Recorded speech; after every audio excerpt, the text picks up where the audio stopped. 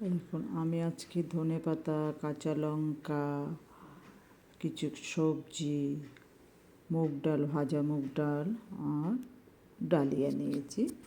খিচুড়ি রান্না করব। প্রথমে কড়াইতে অল্প পরিমাণে তেল, শুকনো লঙ্কা ভালো করে গরম করে নিচ্ছি। তেলটা গরম হওয়ার পরে শুকনো লঙ্কাটা দিয়েছি। তারপর শুকনো লঙ্কাগুলি একটু লাল লাল হয়ে নিক।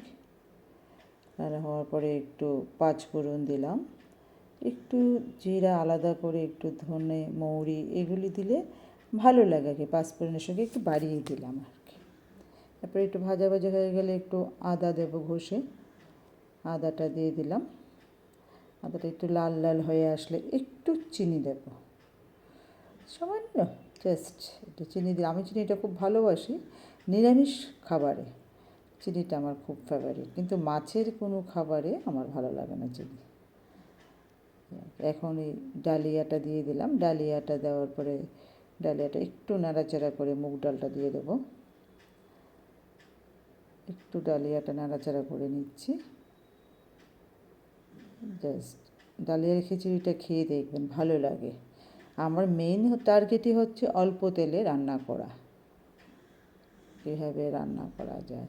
তবে বেশি তেলে দিলে ওটার স্বাদই আলাদা থাকে। তারপরে একটু মুগ ডালটা দিয়ে দিলাম। মুগ ডালটা আমি আগেই ভেজে রেখেছি।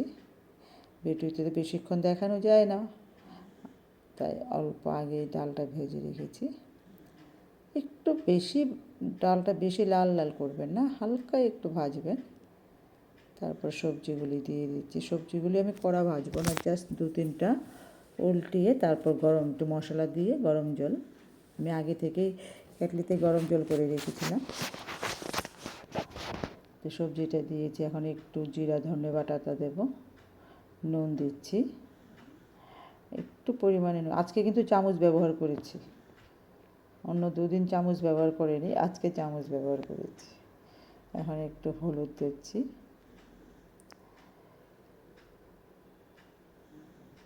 এরপর মশলাটা একটু দেবো। মশলাটা সুন্দর করে পেস্ট করে নিয়েছি, মশলাটা দিয়ে দিচ্ছি। বাড়িতে বানানো মশলা যদি পেস্ট করে খান, আমি মনে করি অন্তত বোধহয় কোনো সাইড এফেক্ট থাকে না। জানি না, যদিও আমি ডাক্তার না, তবু বলছি আর কি। একটু খেয়ে দেখবেন বাড়িতে বাটা। তারপর এটা ভালো করে নাড়াচাড়া করে নিলাম।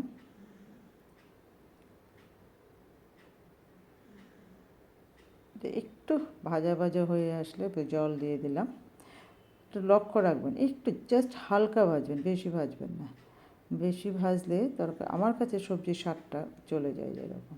একটু জল দিয়ে সুন্দর করে এখন ঢেকে রেখে দেবো। একটু হয়ে গেলেই জলটা দিয়ে দেবো।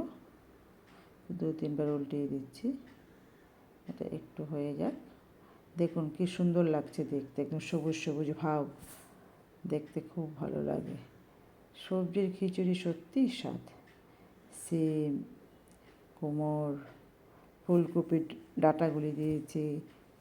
তারপর একটু লঙ্কা দিলাম। আজকে এটা একটু লঙ্কা, আমাদের লঙ্কাটা অ্যাকচুয়ালি ঝাল কম, তার জন্য মনে হচ্ছে অনেকগুলি দিয়েছি। ঝালটা একেবারেই কম, লঙ্কাগুলি সেরকম ঝাল না। জাস্ট 2-3বার নাড়াচাড়া করলাম। দেখুন কীরকম হচ্ছে। এখন একটু ছোলা ভিজিয়ে রেখেছিলাম রাত্রিবেলা, ওই ছোলাটা দিয়ে দিচ্ছি। ছোলাটা দিয়ে একটু নাড়াচাড়া করলাম। ছোলাটাও কাঁচা ছোলা, আমি ছোলাটা সিদ্ধ করিনি, কিন্তু ওটার মধ্যে একসঙ্গে দিয়ে দিয়েছি, ওটার মধ্যে বয়েল হয়ে যাবে। কারণ রাত্রিবেলা ভিজিয়ে রেখেছিলাম তো, আশা করি হয়ে যাবে।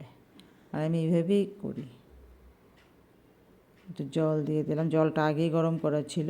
গরম জলটা দিলে রান্নাটা ভালো লাগে। সব রকম সবজিতে আপনি একটু জলটা আগে বয়েল করে রাখবেন, দেখবেন ভালো লাগবে।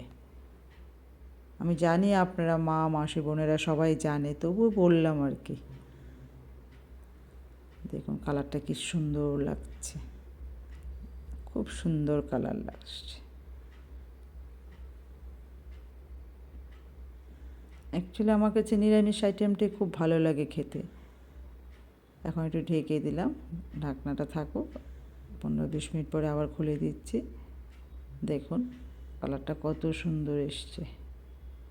কি ভালো লাগছে দেখতে, খুব সুন্দর হয়েছে খিচুড়িটা, একদম ঘন ঘন, দেখতে খুব ভালো লাগছে। এখন একটু ধনেপাতা দেব, দিয়ে নামিয়ে নেব। একটু ধনেপাতাটা নিয়ে আসলাম, ধনেপাতাটা দিয়ে দিচ্ছি। দেখুন খুব ভালো লাগছে দেখতে কালারটা।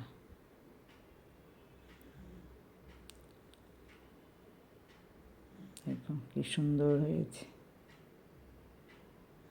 আজকে সকালের ব্রেকফাস্ট ডালিয়ার খিচুড়ি। আজকে আমরা সবাই সকালে ডালিয়ার খিচুড়ি খাবো। সঙ্গে একটু রান্না বসিয়েছি, অন্য রান্নাটা দুপুরের জন্য।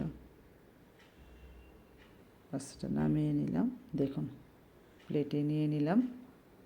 কত সুন্দর এসছে কালারটা, খেয়ে দেখবেন এভাবে বাড়িতে বানিয়ে।